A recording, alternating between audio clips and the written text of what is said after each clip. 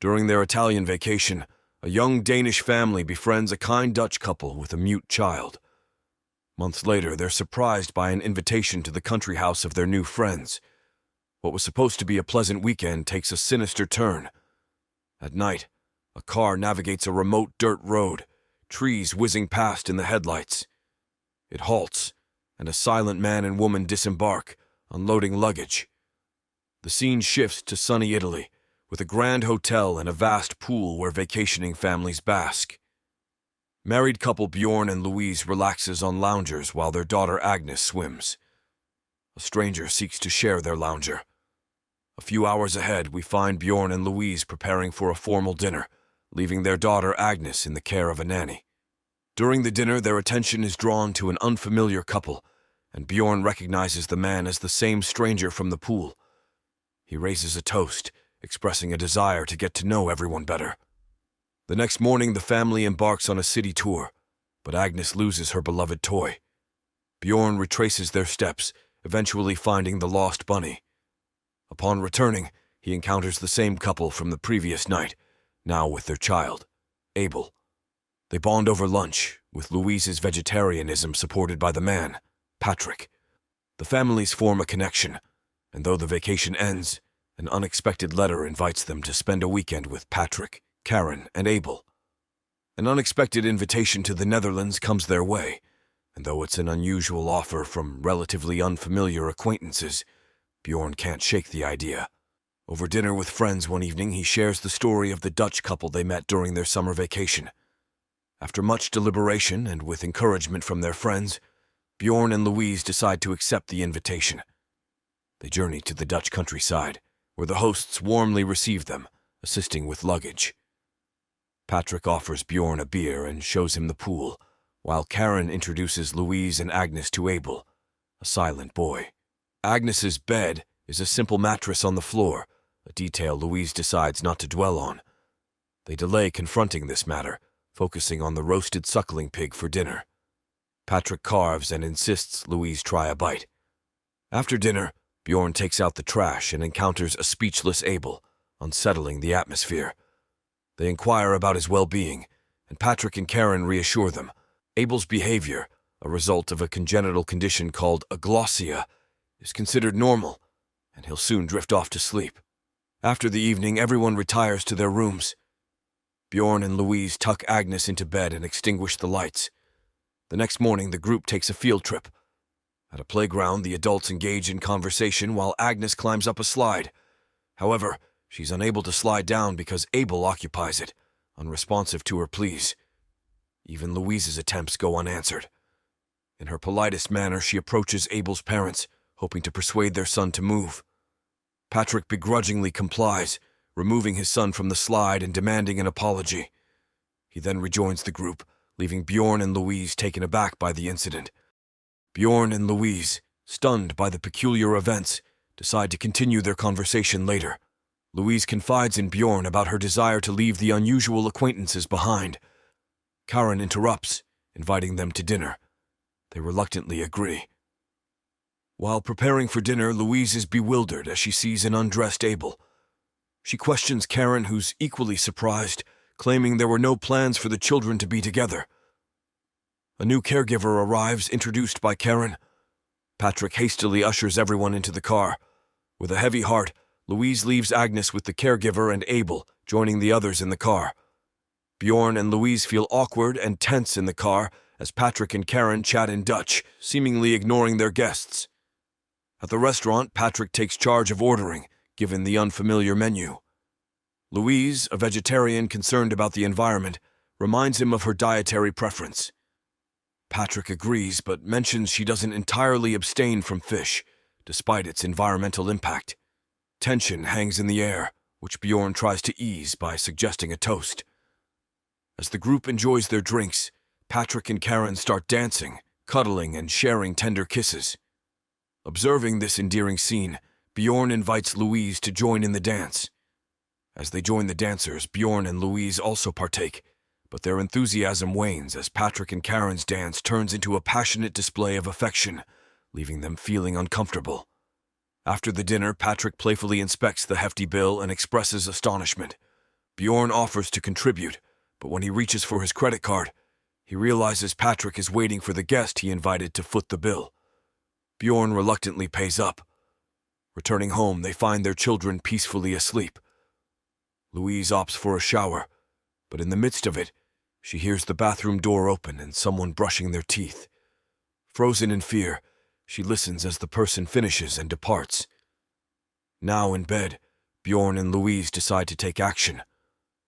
Unresponsive to their daughter's request to sleep with them, Bjorn and Louise remain oblivious to her plea. But Bjorn notices Patrick, who observes them through the corridor's glass and then departs slowly. Later, Louise heads to the nursery, finding only a slumbering Abel. Agnes's mattress is vacant. In her quest to locate her daughter, Louise peers into the host's bedroom, where she spots a scarcely covered sleeping Patrick and a slumbering Karen. Agnes rests between them. Louise relocates her daughter to their room and wakes her husband, urging an immediate departure. They quietly collect their belongings, vacate the house, and drive off. On the way, they realize Agnes left her stuffed bunny behind. Agnes's emotional turmoil compels Bjorn to return to the house. Instructing his family to remain in the car, he exits. Meanwhile, Louise searches for Agnes's lost toy under the car seat, but can't find it. Frustrated, she instructs her daughter to wait in the car while she goes inside.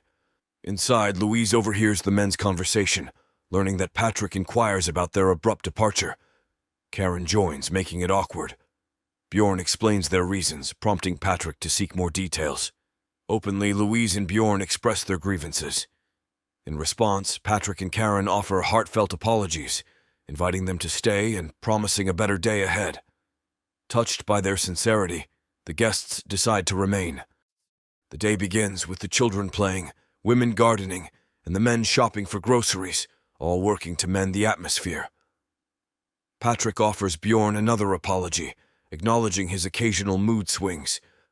Bjorn graciously accepts and reciprocates by confessing his need to mask his true feelings with a constant smile. Patrick extends an invitation to share something meaningful, leading them to a sand quarry where they release pent-up emotions by shouting into the open sky. They proceed to a sauna, share a meal, and revel in a light-hearted atmosphere. Suddenly, Louise cuts her finger, and Bjorn requests Patrick, whom they believe is a doctor, to examine the wound. Patrick asserts that he's never been a doctor or held any job. During lunch, Louise grows weary of Karen's constant scolding of Agnes. Eventually, Louise loses her temper and admonishes Karen to stop bossing her daughter around. After lunch, the children prepare a dance performance for the adults.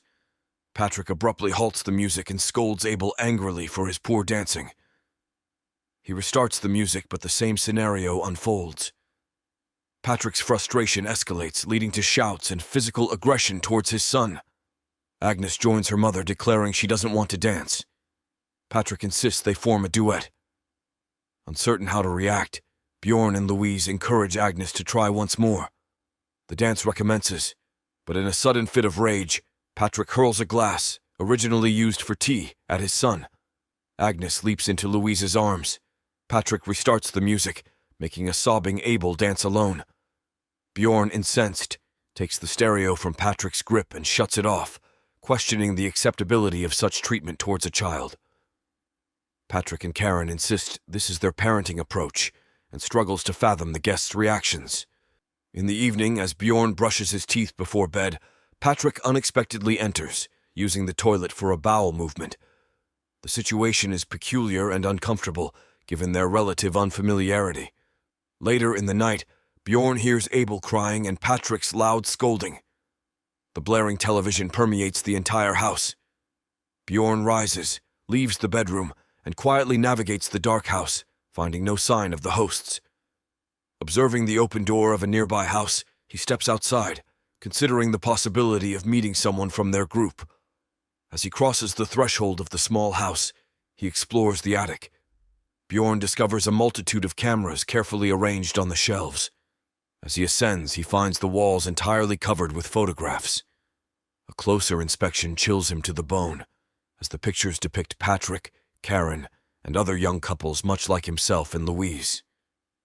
These couples all have children, and the boy accompanying Patrick and his wife is consistently different. Bjorn grasps they're not the enigmatic couple's first victims. Exiting, he finds a haunting scene in the sauna, a lifeless Abel in the pool. Returning, he urgently awakens Louise and Agnes, urging their silent departure, concealing the grim discovery. They flee. Bjorn notices an unshakable pursuer. The car gets stuck, prompting the man to venture for help, instructing the girls to stay in the car. Unnoticed, Patrick eyes their retreat. Their failed escape leads to a chilling realization: there are more victims. Panicked, he shouts the names of his wife and daughter and begins walking along the road. Suddenly, an approaching car's headlights illuminate him, and it halts beside him. Patrick emerges, heading towards Bjorn. Inside the car are Louise, Agnes, and Karen. Louise thanks Karen, but when Bjorn requests Patrick to let them go, Patrick insists that Bjorn should calm down and obey their instructions to avoid harm. The car resumes its journey, but Agnes begins to fret. Louise attempts to soothe Agnes, but abruptly Patrick commands her to be silent. At first, Bjorn softly implores her to comply, while Louise grapples with disbelief. She insists they've been driving for too long. Even Karen, shedding her pretense of friendliness, scolds Louise to hush. The car eventually halts, meeting another vehicle.